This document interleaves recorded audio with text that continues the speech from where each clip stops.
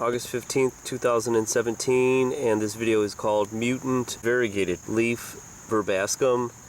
And like I tell you, every time I go in the garden, it seems every day I can find another mutation, and that's pretty quite frightening, whether it's coming by a natural mutation, which I don't believe mutations are natural, or it's coming from this pollution, whether it's from Fukushima or just all the billions of products that are made every day, the pollution that's going into the ground, into the sky, coming down in the rain and gets in our soil. Here is the flower of it. I don't know what the species is. It's a Verbascum. But this is the green leaf right there. See, this is what a normal one would look like.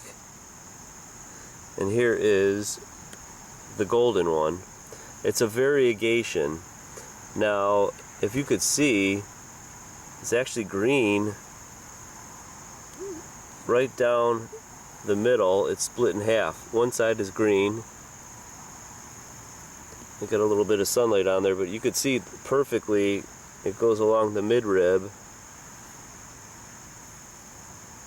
And it's one side is green and the other side is golden variegation, and a variegation with sprinkles. It's actually pretty fascinating. And I think the most unusual plants now are these variegated plants. But I don't think people realize that these are mutations, that these are plant cancers, you could call.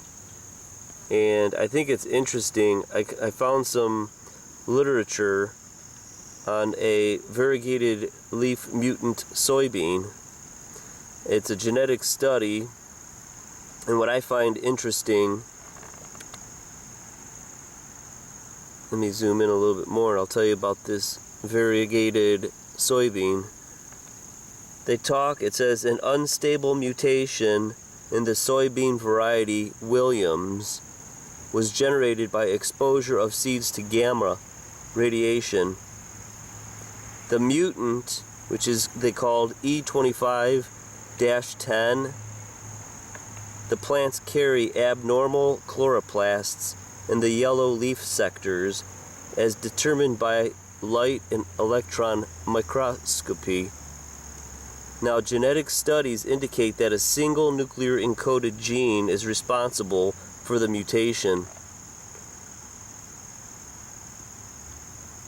In the defective chloroplasts, both the stroma and the grana lamella systems are disrupted. Now, that sounds familiar if you ever listen to any of my videos. I always talked about the DNA code is corrupt. It's contaminated. It's not following the true natural set of instructions that it first actually originated with. Now, the variegated leaf mutant in the soybean has been identified and characterized.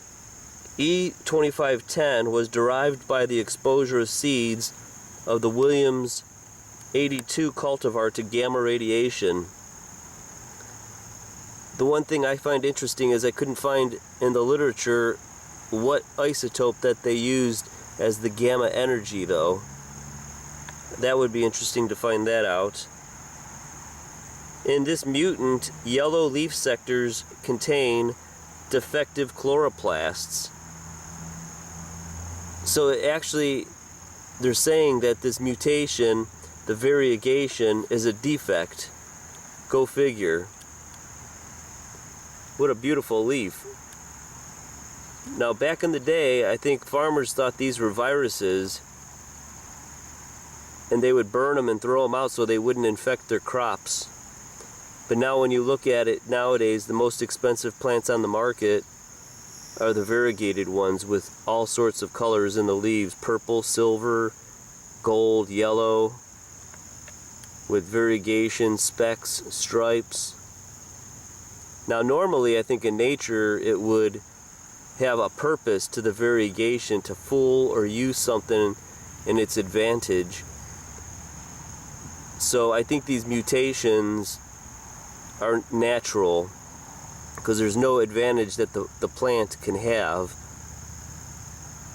Now what else, I think I'll do a video in the future I think I find amazing is that there are 2,300 mutant varieties that I believe that are food supply.